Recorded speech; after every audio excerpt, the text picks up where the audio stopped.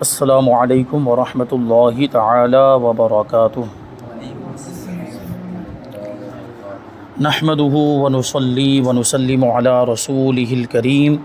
اما بعد فاعوذ باللہ من الشیطان الرجیم، بسم اللہ الرحمن الرحیم۔ ان اللہ وملائکتہ یصلون علی النبی یا ایہا الذین آمنوا صلوا علیہ وسلموا تسلیما۔ اللہم صلی علی سیدنا و مولانا محمد معدن الجود والکرم وآلہ الکرام وابنہ الکریم وبارک وسلم صلاۃ و سلاما علیک یا رسول اللہ صلی اللہ تعالی علیہ وسلم۔ عورت کے آگے کے مقام سے نکلنے والے خون کا بیان جاری ہے۔ وہ خون اگر عادت کے مطابق نکلتا ہے، جس کو ماہواری کہا جاتا ہے، تو وہ حیض ہے،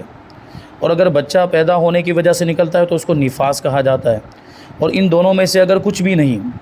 یعنی وہ حیض بھی نہیں، وہ نفاس بھی نہیں، تو پھر اس کو استحاضہ کہا جاتا ہے، یعنی بیماری کا خون۔ اس کی تفصیل اس سے پہلے گزری۔ اب یہاں پہ نفاس کے بارے میں بتاتے ہیں کہ نفاس کسے کہتے ہیں اور نفاس کے ضروری مسائل۔ تو سب سے پہلا سوال یہی کہ نفاس کسے کہتے ہیں۔ جواب: بچہ پیدا ہونے کے بعد عورت کے آگے کے مقام سے جو خون آتا ہے وہ نفاس کہلاتا ہے۔ ابھی نفاس یہ تنفسہ سے بنا ہے، تنفسر رحم یا اس طرح کا کوئی لفظ ہے۔ اس کا معنی ہوتا ہے کہ کسی چیز کو باہر پھینکنا۔ تو چونکہ رحم یعنی بچہ دانی خون کو باہر پھینکتی ہے، اس لیے اس خون کو نفاس کہا جاتا ہے، یہ اس سے بنا ہے۔ اکثر خواتین میں یہ مشہور ہے کہ بچہ جننے کے بعد اسلامی بہن 40 دن تک لازمی طور پر ناپاک رہتی ہے۔ یہ بات بالکل غلط ہے۔ تو اب اس کی وضاحت، یعنی یہ جو مشہور ہو گیا ہے کہ 40 دن تک ناپاک رہتی ہے، تو ایسا نہیں ہے۔ اس کو ابھی آگے بتائیں گے۔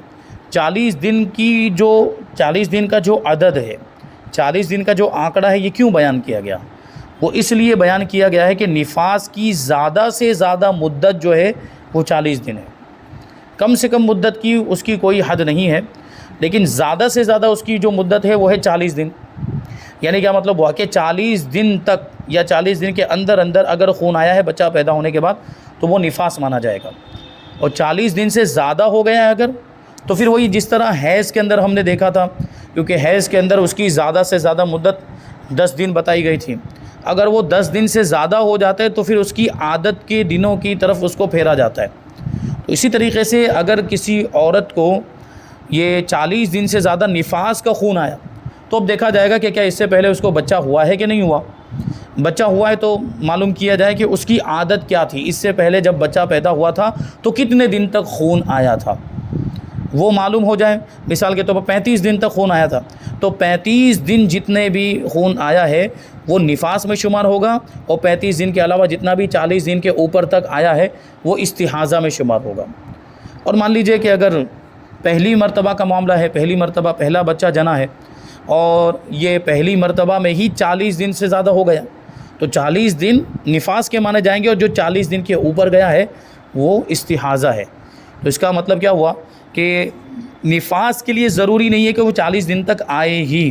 یہ خون جو ہوتا ہے وہ کبھی 35 دن پہ بھی بند ہو جاتا ہے، کبھی 30 دن پہ بھی بند ہو جاتا ہے، کبھی 20 پہ بھی بند ہو سکتا ہے، کبھی تو 1 گھنٹے کے بعد بھی بند ہو جائے، کچھ نہیں کہا جا سکتا۔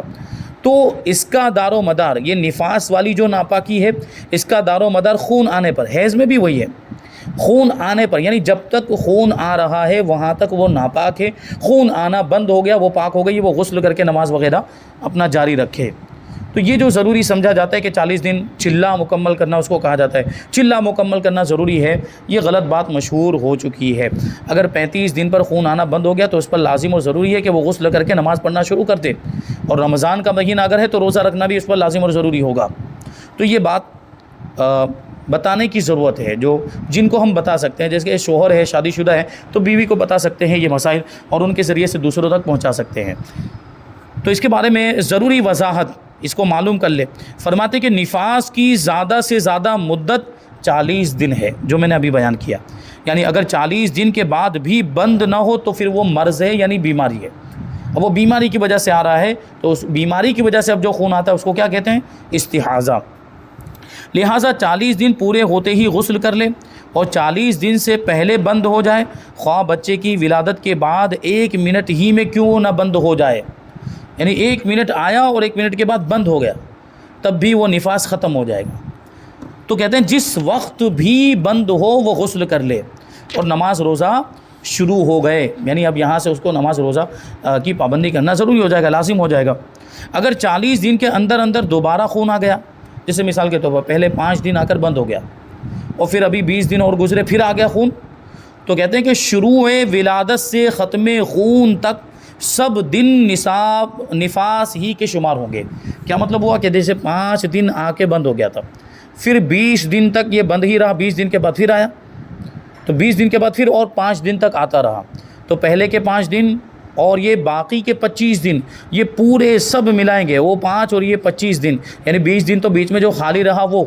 اور شروع میں جو 5 دن تک خون آیا وہ، اور 20 دن کے بعد جو 5 دن تک خون آیا، تو یہ سب ملا تو کتنے دن ہو جاتے ہیں؟ 30 دن ہو جاتے ہیں۔ تو یہ پورے 30 دن نفاس ہی کے مانے جائیں گے، اگرچہ بیچ میں گیپ ہو گیا،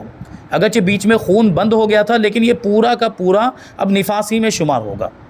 تو اب ایسی صورت میں مثال کے طور پر وہ 5 دن خون آنے کے بعد بند ہو گیا تھا، اس نے یہ سوچ لیا ہو کہ نفاس ختم ہو چکا ہے، لاؤ میں غسل کر کے نماز پڑھنا شروع کر دوں،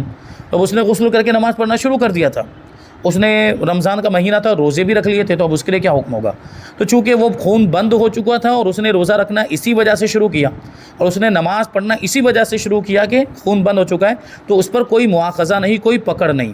وہ روزے اور وہ نماز وہ نفاس ہی کی حالت میں ہے، تو اس پر وہ روزے اور نماز لازم ہو ہی نہیں تھے، تو ایسی صورت میں وہ نماز بھی شمار میں نہیں آئے گی۔ ویسے نماز کی تو قضا نہیں ہے، وہ روزے بھی شمار میں نہیں آئیں گے، یعنی ان روزوں کی قضا بعد میں کرنی پڑے گی، نمازوں کی تو قضا نہیں ہے، روزوں کی قضا ہے، تو وہ روزوں کی قضا اس کو بعد میں کرنی پڑے گی، اگرچہ وہ اس میں رکھ چکی ہے۔ اچھا، ایک اور چیز اس میں بیچ میں یہ آ سکتی ہے کہ 5 دن خون آنے کے بعد بند ہو گیا اور اس نے سوچا کہ اب نہیں آئے گا، تو اس نے بیچ میں یہ وقتی نمازیں تو پڑھی، جو روزانہ 5 وقت کی پڑھی جاتی وہ تو پڑھی، اور رمضان کا مہینہ تھا تو روزے بھی رکھ لیے، لیکن ساتھ ہی ساتھ اس نے کچھ قضا نمازیں بھی پڑھ لی اس میں بیچ میں، یہ جو پاکی کے اس کے حساب سے وہ پاکی کا ایام سمجھ رہی تھی، لیکن 20 دن کے بعد پھر آ گیا، تو یہ تو پورا نفاس میں ہی چلا گیا۔ تو اب جو 20 دن کے اندر اس نے جو قضا نمازیں بھی پڑھی ہوگی وہ بھی شمار میں نہیں آئے گی، کیونکہ وہ بھی ناپاکی کا ایام میں ہوئی، گویا کہ وہ ہوئی ہی نہیں وہ نمازیں، تو وہ قضا نمازیں اس کو پھر سے پڑھنی پڑے گی۔ تو یہ بہت اہم مسئلہ ہے، باریک مسئلہ، اس کو سمجھنے کی ضرورت ہے۔ فرماتے ہیں مثلاً ولادت کے بعد یعنی بچہ پیدا ہونے کے بعد 2 منٹ تک خون آ کر بند ہو گیا اور غسل کر کے نماز روزہ وغیرہ کرتی رہی، 40 دن پورے ہونے میں فقط 2 منٹ باقی تھے کہ پھر خون آ گیا، تو اب سارا چلہ یعنی مکمل 40 دن یہ نفاس ٹھہریں گے، یعنی پورے 40 دن اب نفاس کے مانے جائیں گے۔ جو بھی نمازیں اس نے پڑھی ہیں یا روزے رکھے سب بیکار گئے، کیونکہ وہ ناپاکی کے حالت میں ہوئے، یہاں تک کہ اگر اس دوران فرض اور واجب نمازیں یا روزے قضا کیے تھے تو وہ بھی پھر سے ادا کرے، اب وہ شمار میں نہیں آئیں گے۔ تو یہ اہم مسئلہ ہے۔ اب اس کے بعد اور کچھ ضروری نفاس کے مسائل بیان کرتے ہیں، کہتے ہیں نفاس کے بارے میں کچھ اور مسائل بتائیے۔ تو جواب، کسی عورت کو 40 دن اور رات سے زیادہ نفاس کا خون آیا،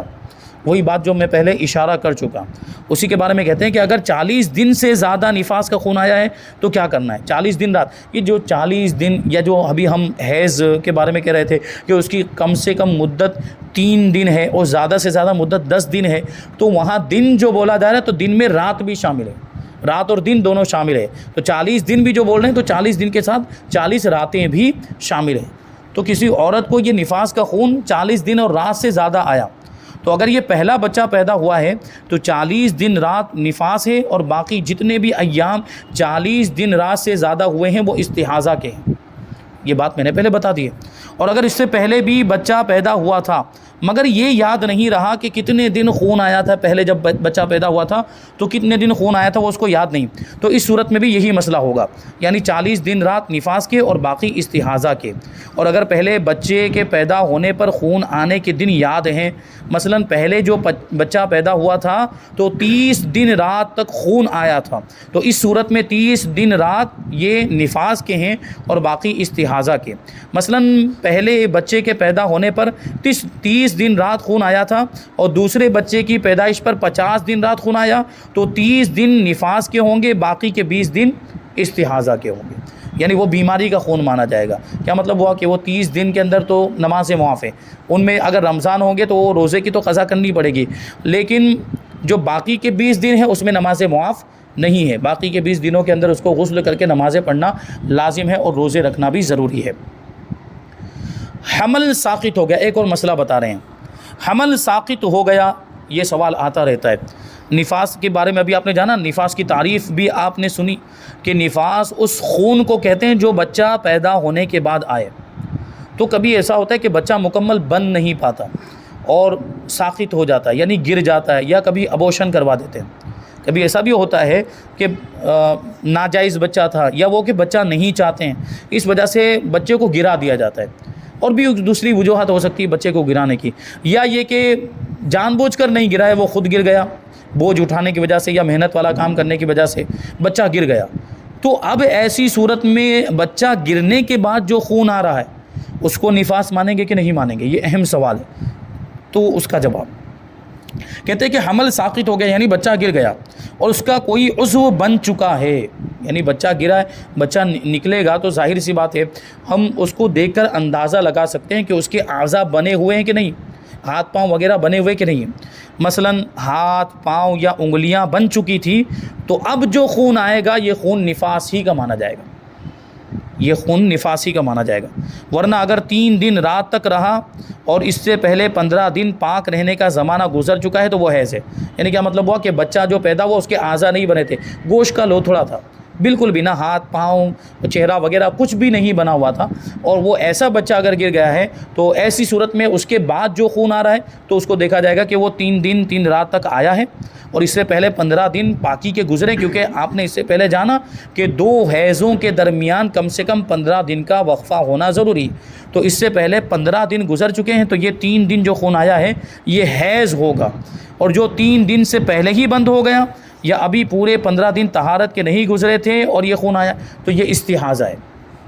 کہ بیماری کا خون، کیونکہ وہ حیض کی شرائط یہاں پہ نہیں پائی جا رہی۔ حیض کے اندر کم سے کم 3 دن تک آنا ضروری، 3 دن 3 رات تک آنا ضروری، اس سے پہلے ہی بند ہو گیا، اس کا مطلب یہ ہے کہ یہ استحاضہ ہے۔ یا یہ کہ وہ 15 دن پاکی کے نہیں گزرے تھے، اس میں شرط ہے 2 حیضوں کے درمیان 15 دن ہونے چاہیے، یا نفاس اور حیض کے درمیان 15 دن ہونے چاہیے، تو 15 دن سے کم کے اندر ہی اگر آ گیا ہے تو یہ بھی استحاضہ ہے۔ فرماتے ہیں بچہ جننے کے بعد سے لے کر نفاس سے پاک ہونے تک عورت زچہ کہلاتی ہے، اس کے لیے ایک نام رکھا گیا ہے جس کو زچہ کہا جاتا ہے۔ ایسی عورت یعنی زچہ کو زچہ خانے سے نکلنا جائز ہے، یعنی ہمارے یہاں پہ جو مشہور ہو چکا ہے کہ جب تک وہ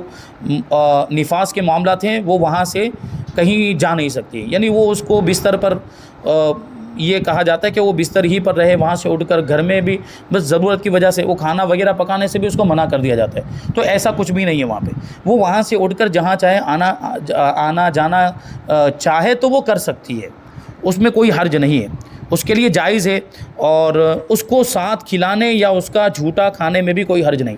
اس کو بھی وہ حیض والی میں بھی کبھی کبھی یہ مسائل ہوتے ہیں کہ ساتھ میں اس کو کھانے نہیں بٹھایا جاتا، اس کو الگ کھانا دیا جاتا، تو الگ پلیٹ میں کھا، کیوں تو ناپاک ہے، یہ بات ہوتی ہے۔ تو میں نے پہلے بھی بتایا کہ اس کے ہاتھ میں تھوڑی ناپاکی ہے، اس کا ہاتھ پہ، اس کے ہاتھ کے اوپر ظاہری جلد پر ظاہری چمڑی پر کوئی نجاست تھوڑی لگی ہوئی ہے، جو کھانے میں ہاتھ ڈالے گی تو کھانا ناپاک ہو جائے گا، وہ ہاتھ دھو کر کھا ہی سکتی، کوئی حرج نہیں ہے، تو اس کو ساتھ میں کھلایا بھی جا سکتا ہے، اور اگر اس نے کوئی چیز کھائی اور اس کا بچا ہوا ہے تو وہ کھایا بھی جا سکتا ہے، اس میں کوئی حرج نہیں ہے۔ بعض اسلامی بہنیں زچے کے برتن تک الگ کر دیتی ہیں، یعنی جو اس طرح کی نفاس کی حالت میں جو عورت ہوتی ہے اس کے برتن جیسے میں نے ابھی پلیٹ والی مثال دی کہ اس کی پلیٹ الگ کر دی جاتی ہے، اس کی تھالی کو الگ کر دیا جاتا ہے، بلکہ ان برتنوں کو معاذ اللہ ایک طرح سے ناپاک سمجھتی ہیں، ناپاک تھوڑی ہے وہ برتن۔ ایسی بےہودہ رسموں سے احتیاط لازم ہے۔ اسی طرح یہ مسئلہ بھی من گھڑت ہے کہ زچہ یعنی نفاس والی جب غسل کرے تو وہ 40 لوٹوں کے پانی سے غسل کرے، 40 لوٹے لائے جاتے ہیں، 40 لوٹے ڈالے جاتے ہیں۔ اور ہمارے یہاں پہ ایک اور رواج ہے عجیب و غریب کہ وہ جب نفاس کا خون بن ہوتا ہے تو 40 دن والا تو چلتا ہی ہے، 40 دن والا یہ وہم اور یہ رسم چلی ہے کہ 40 دن مکمل کرنا ضروری ہے، تو اس میں جب وہ 40 دن مکمل ہو جاتے تو ایک مخصوص خاتون بلائی جاتی ہے اس کے لیے، اور وہ آ کر غسل دیتی ہے اس عورت کو۔ کیا وہ اپاہج ہو گئی، وہ خود غسل نہیں کر سکتی کہ دوسری خاتون کو بلایا جا رہا ہے؟ عورتوں کے لیے بھی ایک مخصوص بدن کا حصہ ہے جو دوسری عورت کے سامنے نہیں کھول سکتی، وہ جس کو عورت غلیظہ کہا جاتا ہے، وہ حصہ وہ دوسری عورت کے سامنے بھی نہیں کھول سکتی، اگرچہ دونوں آپس میں عورت ہیں، تو وہ غسل دے گی تو وہ حصہ کھلے گا کہ نہیں کھلے گا؟ اور بہرحال یہ فالتو کی رسم ہے، یہ غلط ہے بالکل، یہ اس کی کوئی اصل ہی نہیں شریعت کے اندر، اسلام کے اندر یہ جہالت والی بات ہے بالکل، کہ یہ جو عورت کو بلایا جاتا ہے پھر وہ غسل دیتی ہے تبھی اس کو پاک مانا جاتا ہے، نہیں، وہ خود بھی غسل، بلکہ وہ خود غسل کرے، اور پھر ایسا نہیں کہ 40 دن مکمل ہو تبھی، جب بھی خون بند ہو جائے 30 دن پر 35 دن پر جب بھی خون بند ہو جائے وہ اپنے اعتبار سے خود ہی غسل کرے اور نماز روزہ شروع کر دے۔ تو یہ ہوتا ہے، دیکھیں یہ 40 لوٹوں والی بھی ایک رسم ہے، تو یہ واجب سمجھتے ہیں کہ وہ 40 لوٹوں کے پانی سے غسل کر رہے ہیں ورنہ غسل نہیں اترے گا، یعنی غسل ہوگا ہی نہیں۔ صحیح مسئلہ یہ ہے کہ اپنی ضرورت کے مطابق پانی استعمال کرے، یعنی جتنے پانی کی ضرورت ہے غسل کرنے کے لیے اتنا پانی وہ استعمال کرے۔ یہ غسل کے جو فرائض ہیں، غسل کے فرائض ادا کرنے کے لیے، غسل کی سنتیں ادا کرنے کے لیے جتنے پانی کی ضرورت ہے وہ اتنا پانی استعمال کرے۔ کبھی ایسا بھی ہو سکتا ہے کہ 40 لوٹے سے کم میں ہی یہ سارے فرائض اور سنتیں ادا ہو گئی تو پھر 40 لوٹے ضروری نہیں ہیں، اور کبھی ایسا ہو سکتا ہے کہ 40 لوٹے ہو گئے اس کے باوجود ابھی فرائض ادا نہیں ہوئے تو 40 لوٹوں سے زیادہ اس کو استعمال کرنا پڑے گا۔ تو بنیادی چیز وہ ہے فرائض اور سنتوں کا ادا ہونا۔ اب یہاں پر حیض اور نفاس کے 21 احکام بیان کیے جا رہے ہیں، 21 مسئلے، تو ابھی سارے 21 کے 21 تو شامل نہیں کیا جا سکتے ہیں، اس میں سے جو بھی وقت کے حساب سے شامل ہو سکتے ہیں ان کو ہم شامل کرتے ہیں۔ کہتے ہیں حیض و نفاس کے احکام بیان کیجیے۔ پہلا حکم ہے کہ حیض و نفاس کی حالت میں نماز پڑھنا اور روزہ رکھنا حرام ہے۔ دوسرا مسئلہ، ان دنوں میں نمازیں معاف ہیں، ان کی قضا بھی نہیں۔ حیض و نفاس کی حالت میں جو نمازیں چھوٹی ہیں ان نمازوں کی قضا نہیں، البتہ روزوں کی قضا دوسرے دنوں میں رکھنا فرض ہے، جو میں نے پہلے بتایا۔ روزے مطلب رمضان کے روزے، دوسرے دنوں میں جو عام طور پر عورتیں روزے رکھتی رہتی ہیں وہ روزے نفلی ہوتے ہیں، وہ اگر ناپاکی کی وجہ سے نہیں رکھ پائے تو ان کی قضا نہیں ہے، رمضان کے روزوں کی قضا کی بات چل رہی ہے۔ اسی وجہ سے عام طور پر عورتوں کے لیے یہ ہوتا ہے، اور عورتوں کو آپ دیکھتے بھی ہوں گے کہ وہ عورتیں وہ خاص طور پر بڑی راتوں میں اور ایسے مبارک دنوں میں وہ روزے رکھتی، محرم کے مہینے میں وہ روزے رکھتی ہیں، تو ان کو چاہیے کہ نفلی روزے کی جگہ پہ اپنے ان روزوں کی نیت کرے جو رمضان کے ان کے چھوٹے ہوئے، وہ ان روزوں کو مکمل کریں ان دنوں کے اندر، 2 روزے یا 3 روزے اس طرح کر کے وہ جو رمضان میں چھوٹے ہیں ان کو مکمل کرے۔ اس معاملے میں خواتین امتحان میں پڑ جاتی ہیں، آزمائش میں پڑ جاتی ہیں۔ ایک تعداد ہے جو روزے قضا نہیں کرتی، مہربانی کر کے لازمی روزے قضا کریں ورنہ جہنم کا عذاب سہا نہ جائے گا۔ یعنی کچھ عورتیں ایسی ہوتی ہیں جو نماز کی طرح روزوں کو بھی سمجھ لیتی ہیں، یعنی نماز جس طریقے سے نماز کی قضا نہیں اس طرح روزوں کی بھی قضا نہیں، وہ یوں سمجھ لیتے ہیں نماز کی اگرچہ قضا نہیں ہے لیکن روزوں کی قضا کرنی پڑے گی۔ بہرحال یہ تو ان خواتین کے لیے جو نماز کی طرف تھوڑی بھی توجہ دیتی ہیں یا 5 وقت کی نماز پڑھ لیتی، اس میں ان سے غفلت ہوتی۔ ہمارے یہاں پہ تو عام طور پر خواتین کے معاملے کہ وہ 5 وقت کی نمازیں پاکی کے ایام میں نہیں پڑھتی، تو ناپاکی کے روزے کا کیا خیال رہے گا؟ ناپاکی کی نمازوں کی تو چلو ناپاکی کی نمازیں وہ تو معاف ہیں، تو روزوں کا وہ ان دنوں کے روزوں کا کیا خیال آئے گا؟ ان کو ویسے ہی روزے نہیں رکھ رہی ہیں۔ تو اس طرح کے معاملات ہمارے یہاں پہ پائے جاتے ہیں۔ تیسرا مسئلہ،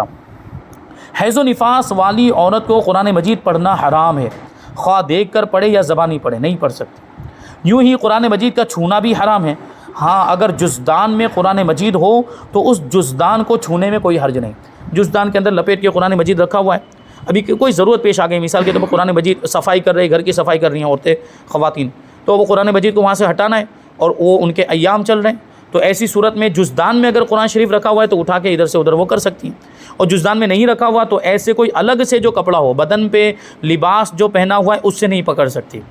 لباس جو بدن یعنی وہ بدن کے تابع ہو جاتا ہے، اس لیے جو بدن پہ جو پہنا ہوا جیسے کرتا ہے، اب یہ کرتے کے دامن سے یوں پکڑنے لگ جائے اس کی اجازت نہیں ہے۔ کوئی الگ سے کپڑا جیسے یہ دستی رومال ہے تو اس کے ذریعے سے وہ قرآن مجید کو پکڑ کے اٹھا کر دوسری جگہ رکھ سکتی ہے۔ اسی طرح بے وضو شخص کا بھی معاملہ ہے، بے وضو شخص قرآن مجید کو چھو نہیں سکتا ہے، ضرورت پیش آ جائے تو اس طرح دستی وغیرہ سے وہ چھو سکتا ہے، اور جزدان میں رکھا ہوا تو جزدان کو چھو سکتے ہیں۔ ابھی چوتھا مسئلہ، قرآن مجید پڑھنے کے علاوہ دوسرے تمام اوراد و وظائف، کلمہ شریف اور درود شریف وغیرہ حیض و نفاس والی عورت حیض و نفاس کی حالت میں یہ پڑھ سکتی ہے بلا کراہت، اس کی اجازت ہے، بلکہ مستحب ہے، یعنی اس کو پڑھتے رہنا چاہیے۔ کیوں؟ کیونکہ دیکھیں ابھی کیا ہوتا ہے کہ نمازوں کی پابندی تو لازم ہے، لیکن کون سی؟ پاکی کے دنوں میں نمازیں پڑھنی ہے۔ اب ناپاکی کے دن اگر کسی کی عادت 7 دن کی ہے اور 7 دنوں کے اندر نمازیں تو نہیں پڑھے گی، اب اگر دوسری کوئی عبادت بھی نہیں کرتی، اوراد و وظائف، درود شریف وغیرہ یہ بھی نہیں پڑھتی، تو ہو سکتا ہے 7 دن کے اندر اس کی جو نماز کی عادت تھی وہ چھوٹ جائے۔ تو نماز کی عادت کو برقرار رکھنے کے لیے کم سے کم نماز کے اوقات میں مصلی بچھا کر بیٹھ جائے، اگرچہ ناپاک ہے لیکن مصلی بچھا کر بیٹھ جائے، درود شریف پڑھتی رہے اور کلمہ شریف پڑھتی رہے، اللہ کا ذکر کرتی رہے، یعنی قرآن شریف اگرچہ نہیں پڑھ سکتی لیکن دوسرے اوراد و وظائف وہ پڑھ سکتی، تو وہ اس وقت کے اندر جو نماز کا وقت ہوتا ہے اور جتنی دیر نماز کے اندر لگتی ہے اتنی دیر تک وہ اپنا بیٹھ کر 15 منٹ 20 منٹ یہ اوراد و وظائف کرتی رہے اور پھر وہ مصلی اٹھاتے، تو اس طرح کیا ہوگا، وہ عادت بنی رہے گی جو نماز کی عادت ہے۔ تو جب پاکی کا ایام آئیں گے تو پھر اس کو نماز پڑھنا آسان رہے گا اور نماز کی پابندی کرنا آسان رہے گا۔ اسی وجہ سے کہتے ہیں کہ یہ مستحب ہے کہ نمازوں کے اوقات میں وضو کر کے اتنی دیر تک درود شریف اور دوسرے وظائف پڑھ لیا کرے جتنی دیر میں وہ نماز پڑھ سکتی تھی، تاکہ عادت باقی رہے۔ وہی بات یہاں پر بیان کی۔ تو یہ ابھی تو 4 مسئلے بیان ہوئے ہیں، اس میں 21 مسئلے، یعنی 21 میں سے 4 نکالے تو ابھی اور کتنے بچے؟ ابھی اور 17 مسئلے اس میں باقی ہیں، انشاءاللہ اس کو ہم آئندہ درس میں شامل کریں گے۔ اللہ تبارک و تعالیٰ کی بارگاہ میں دعا ہے کہ جو کچھ بھی بیان ہوا اس پر ہم سب کو عمل کرنے کی توفیق عطا فرمائے۔ وما علینا الا البلاغ۔ السلام علیکم۔